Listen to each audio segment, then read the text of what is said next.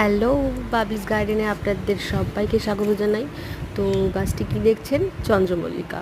তো এখন তো বর্ষাকাল, তা যারা ভাবছেন চন্দ্রমল্লিকা গাছ করবেন, শীতের সময় অনেক অনেক ফুল পেতে চান, তো এখন থেকেই চন্দ্রমল্লিকার পরিচর্যা শুরু করে দিন। যাদের গাছ আপনারা লাগিয়েছেন, মাদার গাছ থেকে যারা করেছেন তারা পিঞ্চিং শুরু করে দিন। এবং মাসে আমি যেভাবে পিঞ্চিং করছি সেভাবেই দেখুন, এভাবে পিঞ্চিং করবেন। প্রত্যেকটা মাথার থেকে পিঞ্চিং করবেন, যাতে যত পিঞ্চিং করবেন গাছ তত ঝাঁকড়া হবে, তত বেশি ফুল দেবে। এবং গাছের খাবার বলতে এখন একদম পাতলা করে সর্ষের খোল পচানো জল দেবেন।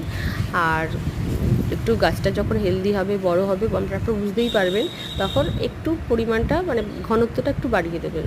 জাস্ট 15 দিনে একবার করে দেবেন।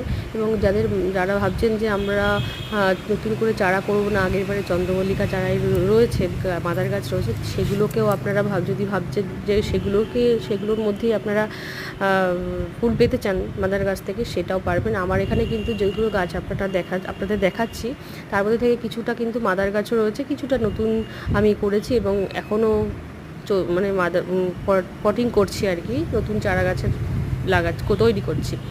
তো আমি যেভাবে পিঞ্চিং করছি সেভাবে আপনারা পিঞ্চিং করুন, এবং আমি যেভাবে খাবারের কথা বললাম ঠিক সেভাবে করুন। দেখবেন আপনারা অসংখ্য অসংখ্য ফুল পাবেন। এবং যারা ফুল ভালোবাসেন তাদের জন্যই বলছি বেসিক্যালি, যে যারা ফুল ভালোবাসেন চন্দ্রমল্লিকা, মানে আপনারা চাইলে একটি মাত্র মাদার গাছ থেকে অসংখ্য অসংখ্য অসংখ্য চারা তৈরি করতে পারবেন। আর চারা তৈরি করার ভিডিওটা আমি আগেও আপনাদের দিয়েছি, আমার চ্যানেলে দিয়েছি, আপনারা চাইলে দেখে নিতে পারেন। এবং এখন তো সবাই জানেন অবশ্য, আমি নতুন চারা এখনও দিয়েছি যেখানে পাচ্ছি সেখানে। যেমন আমার এই যে বাস্কেটে দিয়ে রেখেছি, একটা জায়গা পেয়েছি, যেখানে জায়গা পেয়েছি সেখানেই আমি মাদার গাছ থেকে কেটে ছোটো ছোটো ডাল করে কেটে আমি লাগিয়ে দিয়েছি। দেখুন কি সুন্দর চারা হয়েছে। এবার দেখুন এখানে একটা মাদার গাছ রয়েছে, এখান থেকে আমি অসংখ্য, এগুলো এটা সাদা চন্দ্রমল্লিকা, বড় যেটা হয়। তো দেখুন যত্ন, এই দেখুন আমার কিন্তু এখন বর্ষাকালে এই চন্দ্রমল্লিকা ফুটছে। দেখুন মানে জাস্ট গাছকে ভালোবাসতে হবে এবং গাছের খেয়াল করতে হবে। দেখুন চন্দ্রমল্লিকা ওই বর্ষাতেও চন্দ্রমল্লিকা ফুটছে।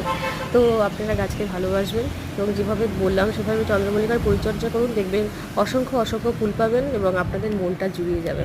তো টাটা, বাই।